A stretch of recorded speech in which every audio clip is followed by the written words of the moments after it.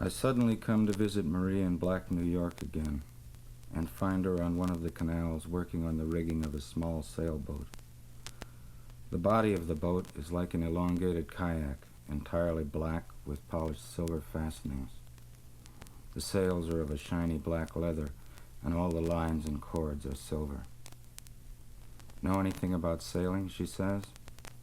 I'm not sure whether I do or not, and soon find out that she now has a doctorate in sailing and has become an ancient sea captain to boot. We chat a little, nothing surprises us, and I step into the back of the boat and sit down at the tiller. It is polished silver in the water, but the handle, which I grasp, is black leather. She fiddles a while longer at the rigging. We begin to move slowly on the canal. There is no wind. The canal is manifest in small, even wavulets, and we make no wake. Moonlight gleams off the tiller in the water, and there is no moon.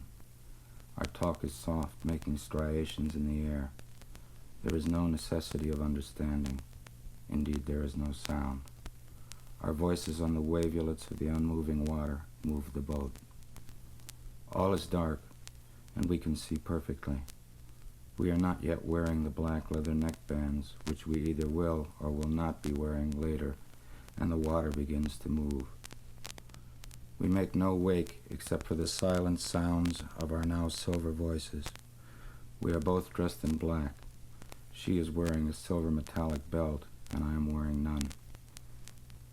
There is a gentle breeze now, which does not now move the boat, which moves, and the sails are full, but not with wind, and shifts suddenly occasionally, which she controls, and I stabilize the tiller, which is in any case immobile. We move rapidly on the canal, in no fashion whatsoever. Soon we make our first stop at an enclave of warehouse-type buildings. A full moon appears, and all the people come out. The quality of the light is not altered by the presence of the moon, except slightly, and we can see perfectly. They are her friends and lovers. She has much to speak with them, and move among them, and be with them, and I remain seated to stabilize the immobile tiller, now becoming sparsely encrusted at the surface of the water, with tiny luminiferous red amorphic jewelloids, and she is out of the boat and moving among them. I have seen as yet no transparent thin clouds in the vicinity of the moon. She regains the boat, and we move on as before, leaving the moon behind and animatedly talking the silence which need not be understood. There is no wind, we make no wake, and arrive at another enclave of buildings. Once again she leaves the boat to talk to friends and lovers, and eventually goes off with one of her lovers. I step briefly out of the boat, keeping a sharp eye to stabilization of the tiller, to speak with a mathematician about counter-dimensional spaces, a hierarchy in which there exist singles and clusters of dimensions having no points in common with other member dimensions of the hierarchy. I have been back at the tiller a while before Marie reappears arm in arm with her lover. They have been screwing, and there is a beautiful glow in her eyes. It is then that I notice that our skin is an intense gray, which noctiluminesces, and a thin ridge of ice crystal passes in front of the moon as she steps back into the boat. I am aware now that the only three colors available are black, gray, and polished silver, and that she sometimes stands and is sometimes seated as she controls the rigging. We can see perfectly as we talk silently. There is no moon, and a slight warm breeze which does not move the boat as it moves on the canal. She is a perfect sailor, and we have many stops to make for friends and lovers. As we approach a third enclave, and a third moon appears. I have lost all interest in stepping out of the boat. As she steps out of the boat, I stabilize the tiller. Many stops later, when we again interrupt the silence of our talking, a small girl comes to the side of the boat and asks if I will spend the night with her. Her hair is shiny black, her eyes glow, and I silently explain to her of her homotopy to Marie, and we do not understand, and we can see perfectly, and it is a long time in passing. Then the moon is no longer there as she steps back into the boat. She is a perfect sailor, and I stabilize the tiller. We have not many more stops to make, and no time has passed yet as we talk and talk silently.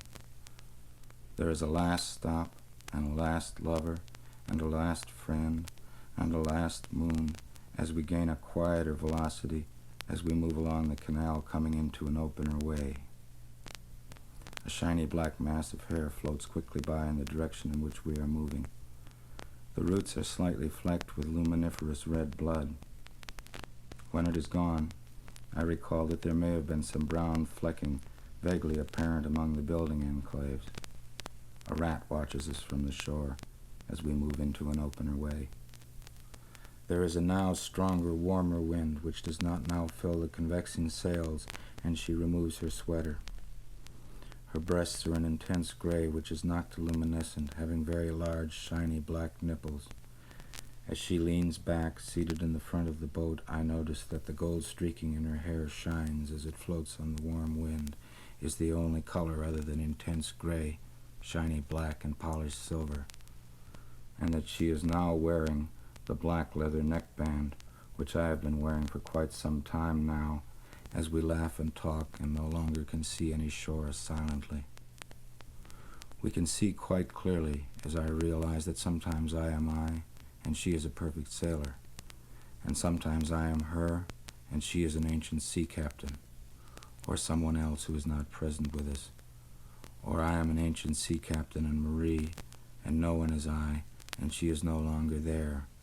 As we watch the wind quite clearly, there is no moon, and talk and laugh silently, as soon I may decide to terminate my visit or not.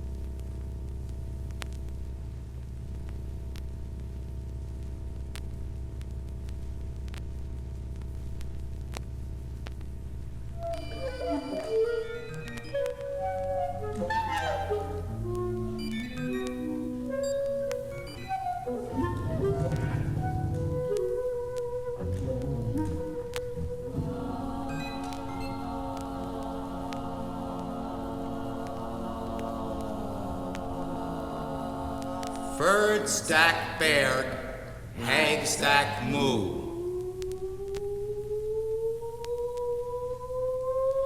Knockator, bugger fried sep, ferdang banks. Norgri bear, a hawk, ord sick with them flow. Orgnunger stam, dang laser, for den wurs hour. Rumborgen deek, wibbing den conscribor, ug the spiker. He breboig den lap, and gets leggy. A give den mool, a den hour.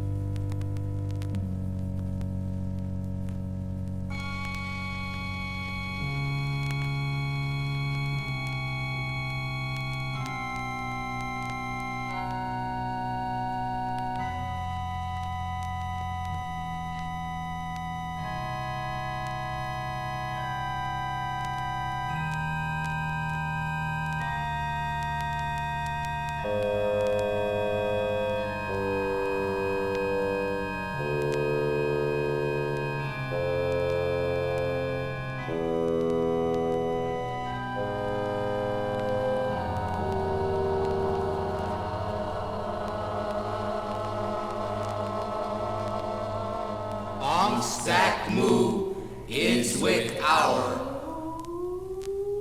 Dending berg, dinker a sleer, strags his path.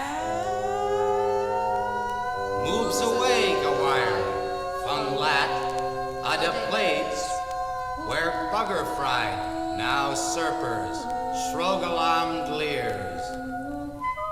Gleals ug wurs, are grou a hour. Bucky, knock with Ligar, a Kimbrid Norwich, possessed by Spiker. Hangs mool, a flop, egni hog.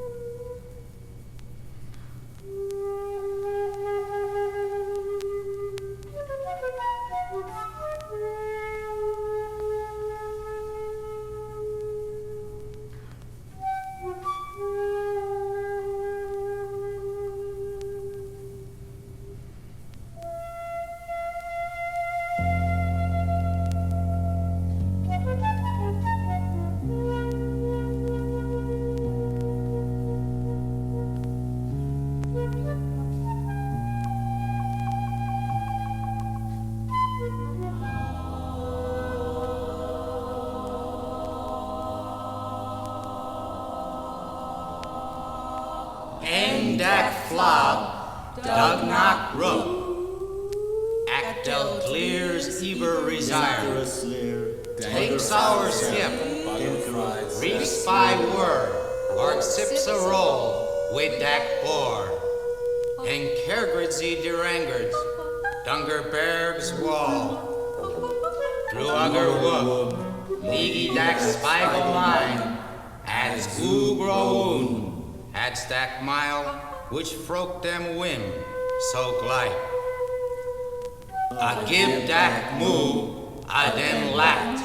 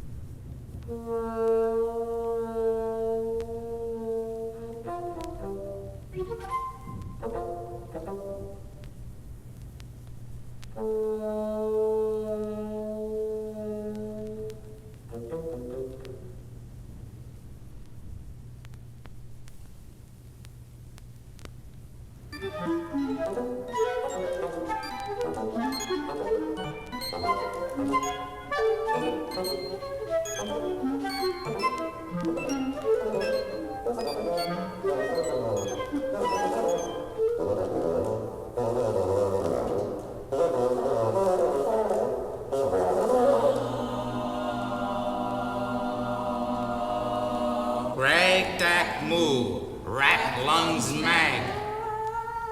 Knock a lair, lead zogan flab, of its wool.